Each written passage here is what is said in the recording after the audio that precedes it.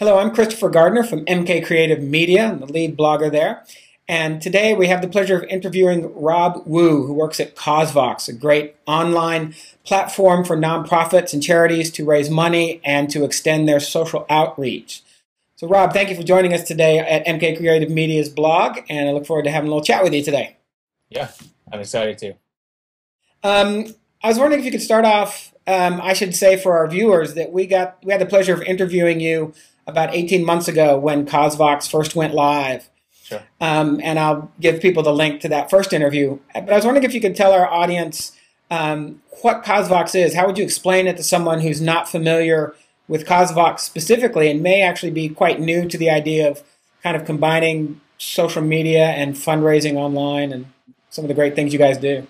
Yeah, definitely. So CauseVox, we're online software that helps you leverage social media and your supporters to fundraise online.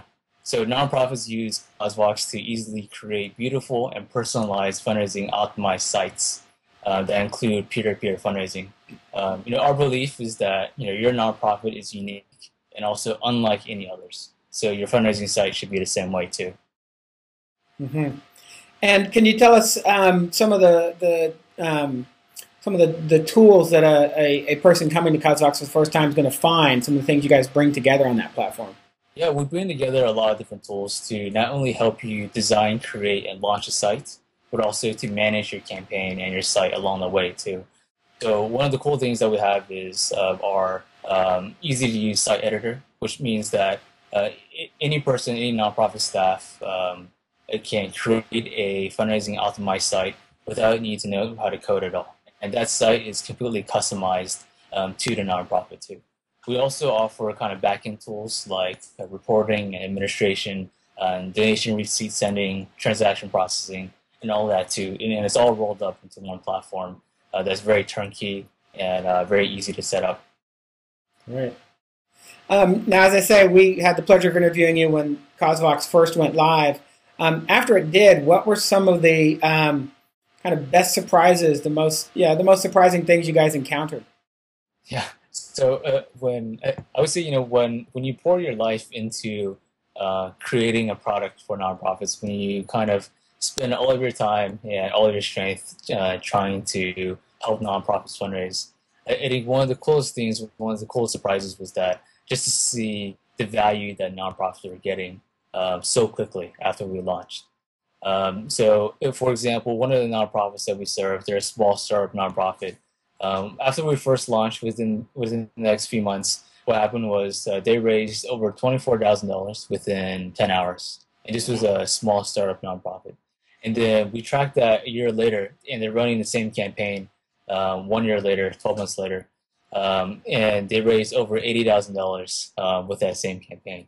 So that was another surprise too, just to see how we're really empowering social entrepreneurs, nonprofit founders to really scale and launch their organizations too. Cool. Who are some of the folks you've been working with, not only to get CauseVox up and running, but some of your staff as you go into the 2.0? Yeah, I love to call out just a few great people. The first one is our lead product developer, Jeff. He's a guy who kind of has a hand in creating a platform in every single aspect of it, from the coding to the planning to the launching to the testing, all of it. He's been kind of our MVP in trying to get our new platform up and running. The second person is Shauna. She's been great in terms of talking to nonprofits, in terms of kind of getting them aware of what we're doing, what we're planning to do. And the third person would be Jess, and she's been tremendously helpful in terms of helping us kind of tailor our messages, communicate to other organizations out there, as well as just to generate more awareness about what we're doing.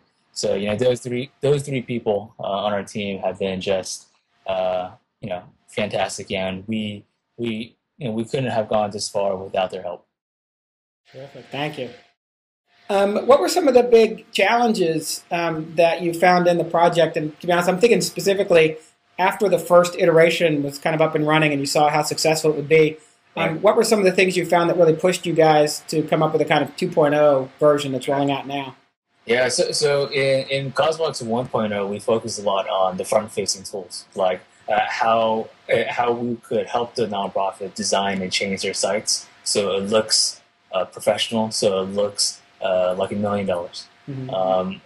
Because we focused so much time on that, we didn't focus enough time on the administrative tools.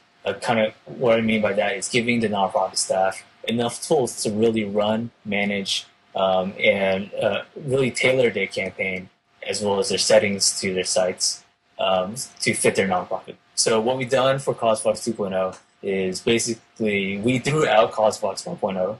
We just said, hey, this isn't going to work for our charity. It's not good enough. So we rewrote it from the ground up in a different coding language to make it not only easier, but faster, but also more powerful too.